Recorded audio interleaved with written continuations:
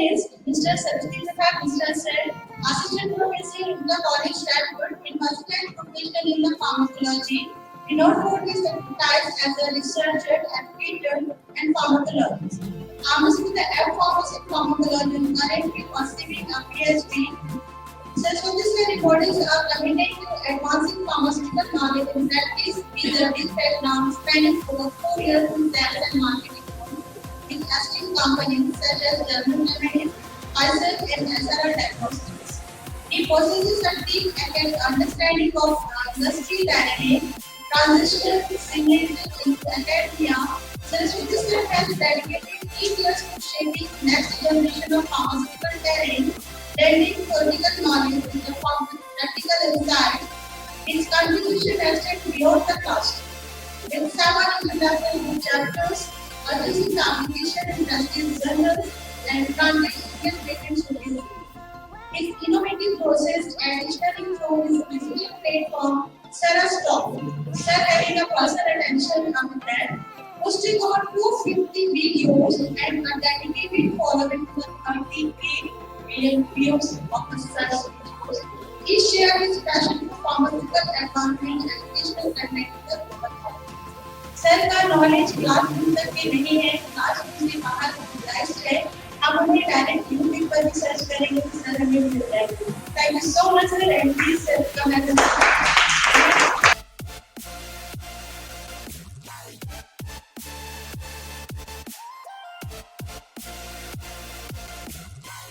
Question हुआ कि जो लोग फार्मेसी से नहीं है और उनको अगर क्यूसिन और एडवांस क्यूसिन बोला जाए समझ नहीं आता है.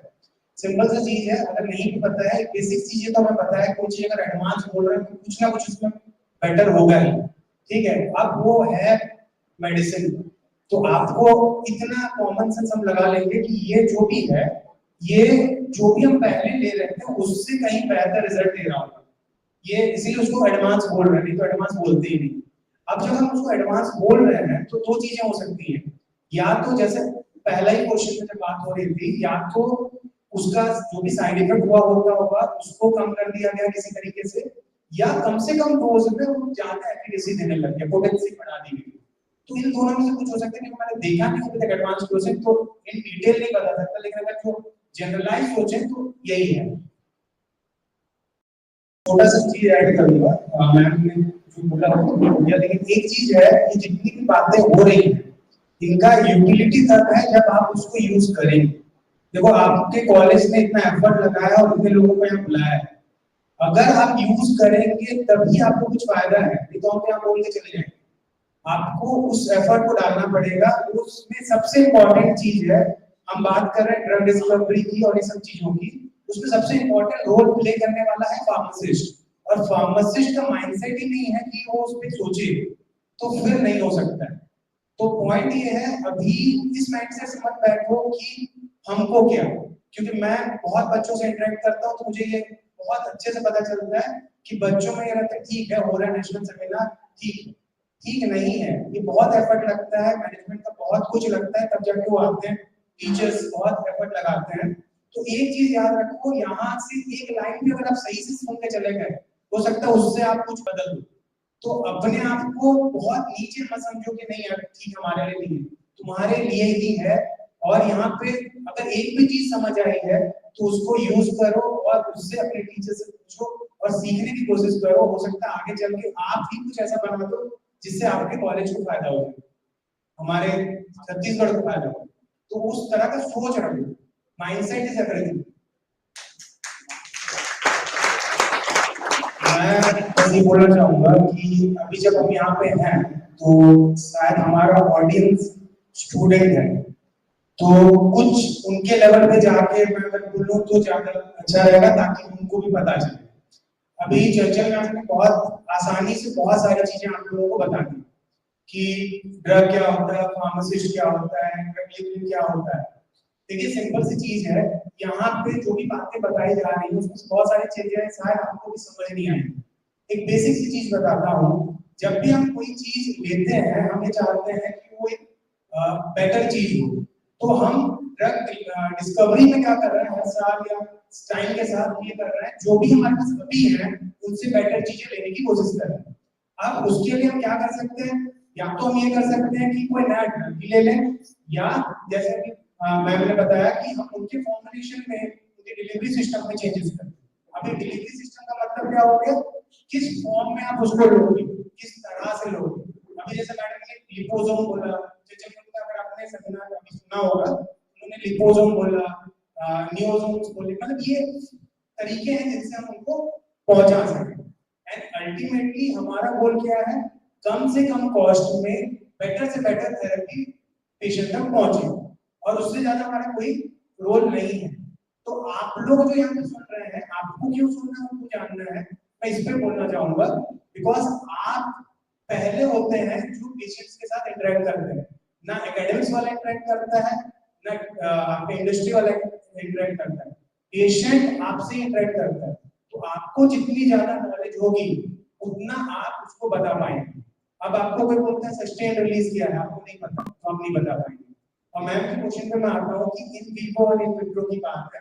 मैम अभी हम लोग जैसे मैम ने बताया कि पर्सनलाइज्ड मेडिसिन पे जा चुके हैं, जहाँ पे हम अब ये ध्यान दे रहे हैं कि जेनेटिक लेवल पे जीनोमिक्स देख के हम हर इंसान के लिए अलग अलग मेडिसिन के लिए जा रहे हैं। तो अब फ्यूचर में शायद ये क्वेश्चन और थोड़ा डिफरेंट हो जाएगा, जहाँ पे हम ये बात नहीं कर रहे होंगे कि इन विवो इन विट्रो, हम ये बात कर रहे होंगे कि क्या ये पर्टिकुलर पर्सन के लिए ये मेडिसिन सही है या नहीं है। पहला आपका क्वेश्चन था, उसको बिल्कुल लेमेन टर्म में मैं समझाऊं तो बेसिकली जब हम टारगेट की बात कर रहे हैं, तो टारगेट का मतलब होता है किसी पर्टिकुलर चीज को टारगेट करके ड्रग देना चाहते हैं। तो होता क्या है, जब हम ड्रग लेते हैं तो ड्रग जब बॉडी में जाता है तो बॉडी में उसको काम करने के दो तरीके हो सकते हैं।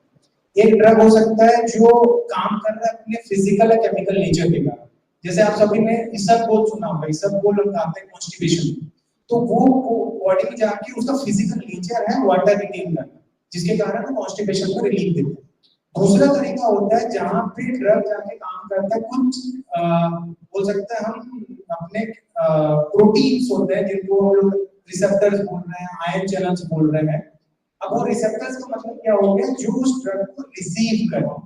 अब जब हम ड्रग दे रहे हैं, हम जब डिजीज को एनालाइज करते हैं तो हमें पता चलता है कि ओके ये जो डिजीज है इस जगह पे ये रिसेप्टर्स ज्यादा दिख रहे हैं, तो हम हो सकता है उसको हमको टारगेट करना है, तो हम ड्रग के साथ उन चीजों को जोड़ेंगे जो जाके उस पर्टिकुलर रिसेप्टर पे जाके बाइंड होगी और बाकी जगहों पे बाइंड नहीं होगी। तो इस तरह से हम उसको टारगेट कर सकते हैं। तो इस तरह से हम ट्राई करते हैं कि कम से कम बाकी हेल्दी सेल्स फर्क ना पड़े, जहां हमारा जरूरत है वहीं पे काम हो। मतलब ये मैं बिल्कुल नॉन फार्मा तरीके से मैंने जो मतलब समझा सकता था।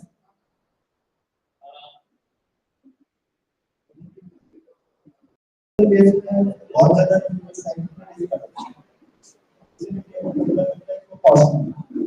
तो वहाँ पे बेसिकली अप्रोच का भी फर्क है। बेसिकली जब हम टॉपिकल बोल रहे हैं तो हमारा टारगेट ही नहीं है कि हम प्रॉब्लम्स को ब्लड में लेना चाहते हैं, हम चाहते हैं टॉपिकली उस सरफेस पे रहे।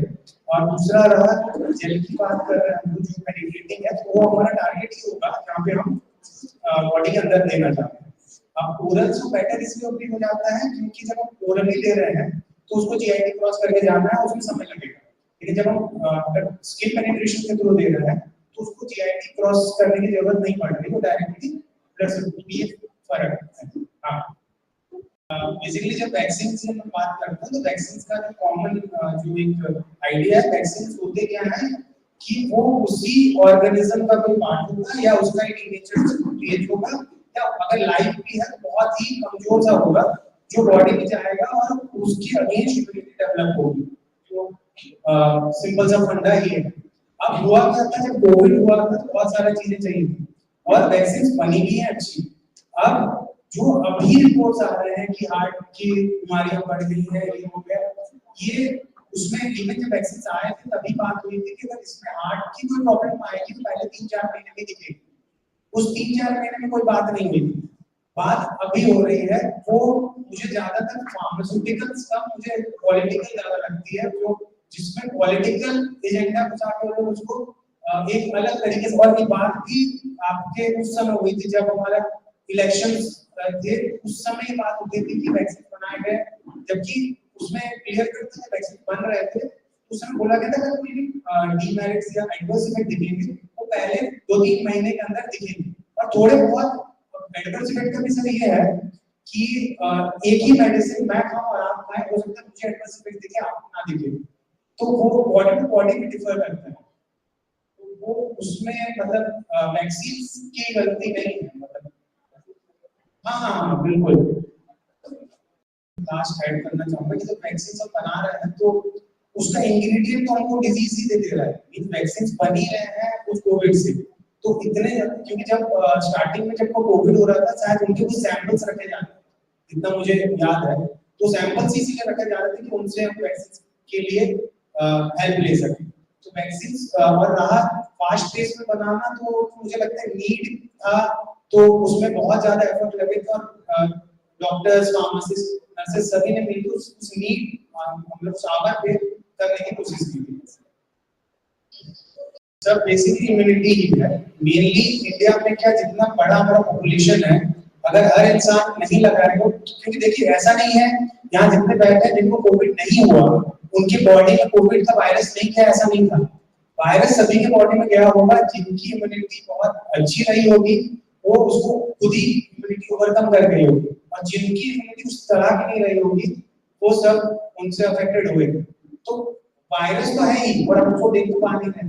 तो प्रॉब्लम ये था कि गवर्नमेंट ये चाहती थी सब वैक्सीनेटेड हो जाए तो सब ठीक हो जाएगा, लेकिन वहां पे यूरोप की बात करें या यूएस की बात करें तो उनकी पॉपुलेशन का जो रेशियो और हमारा पॉपुलेशन का रेशियो में बहुत फर्क है। तो वहां पे लोग एक दूसरे से उतना मिलेंगे भी नहीं, कांटेक्ट भी बहुत कम आएंगे, उनका आइसोलेशन इजी था, हमारे लिए प्रॉब्लम थी। सबसे पहले तो बात ये है कि हम उनके बिहार में पूछ रहे हैं, तो इम्पोर्टेंट ये है कि वो बेचना चाहते हैं कि पहला पॉइंट तो यही है, फर्स्ट पॉइंट है कि बेचना चाहते हैं तो बेच लेंगे। जैसे अभी थोड़ी देर पहले सर क्वेश्चन था कि अगर कोई बच्चा डिप्लोमा वाला है निकलता है और मार्केटिंग में जाता है तो उसको क्या चाहिए। देखिए सिंपल सी चीज है, जब हम मैं मार्केटिंग मैंने भी मार्केटिंग की है, 3-4 कंपनियों में काम किया है, तो मैं एक चीज देखता था जो फार्मेसी के बच्चे उनमें एक बेसिक सी कमी जो मुझे उस समय फील होती थी कि हम कॉन्फिडेंट नहीं होते, हमको मतलब हम बात नहीं कर पा रहे हैं। तो जब आप बात ही नहीं कर पाओगे तो बेचोगे कैसे। सबसे पहला क्राइटेरिया कोई भी चीज करने का है आप कम्युनिकेट तो करो। आपको अगर कम्युनिकेट ही करना नहीं आ रहा तो फिर आप कुछ भी नहीं बेच सकते। बेसिकली हमको लगता है कि मैं ये बेच रहा हूँ, हम ये बेच ही नहीं रहे हैं, हम ही खुद प्रोडक्ट हैं। हम जब मार्केट में जाते हैं हम ही प्रोडक्ट हैं। जब हम अपने आप को एक्सप्लेन नहीं कर पा रहे दूसरी चीजों को कहां से बेचेंगे।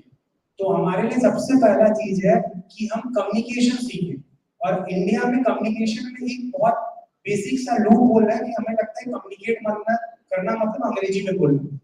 ऐसा नहीं है। कम्युनिकेट का मतलब है कि आप अपनी बात सामने वाले तक सही तरीके से पहुंचा सकते हैं, और वो सीखना बहुत जरूरी है।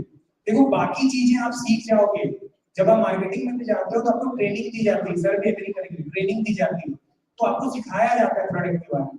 लेकिन जब आप डॉक्टर के पास जा रहे हो, हमारे फील्ड में जो टॉप लेवल का आदमी है दैट इज डॉक्टर, उसके पास समय नहीं है। अब वो आपको 1-2 मिनट देने वाला है, अगर आप बात ही नहीं कर पाओगे 2 मिनट में, अपने आप को एक्सप्लेन नहीं कर पाओगे, आप ग्रो नहीं करोगे।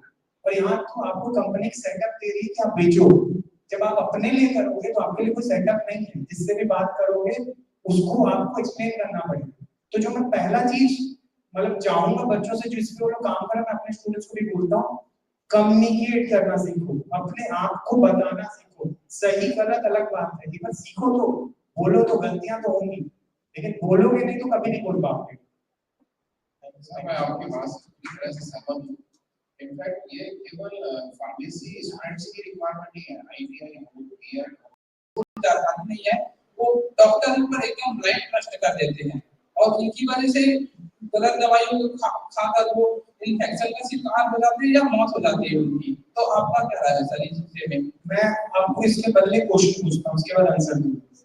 आप कहीं नाश्ता करने जाते हो, समोसा खाने जाते हो, आप कैसे पता करते हो कि कौन सी दुकान में सबसे अच्छे समोसे मिलते हैं?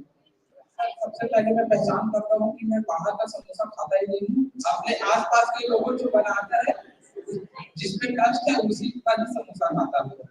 आप अभी जिस चीज को आपने क्वेश्चन पूछा, आप तो सेम चीज कर रहे हो। आपने बोला कि हम किसी को भी अंधविश्वास करके डॉक्टर जो बोलते हैं नहीं लेते हैं। आप तो समोसे के केस में भी सेम ही कर रहे हो। आप चुनोगे कैसे? चुनने का एक सिंपल सा क्राइटेरिया है, चुनाव होता है रिजल्ट से, डेटा से, ठीक है? आप डेटा देखते हो कि कौन सा डेटा है, मतलब आपको पता रहता है। कोई बोलता है ना यार इसके समोसे अच्छे हैं, कैसे पता चलता है कि 10 लोग बोल रहे हैं कि अच्छे समोसे हैं, तो फिर आप जाते हो, चखते हो, आपको लगता है हाँ ठीक है। आप डेटा ओरिएंटेड रहते हो। मेडिसिन लेते समय भी आपको डॉक्टर से डेटा मिल ही जाता है, आसपास के लोगों से पता ही चल जाता है कौन सा डॉक्टर कितना कैपेबल है, उसके पेशेंट भी बता देते हैं। उसी के हिसाब से आप जज कर सकते हो कि वो डॉक्टर सही है या नहीं है।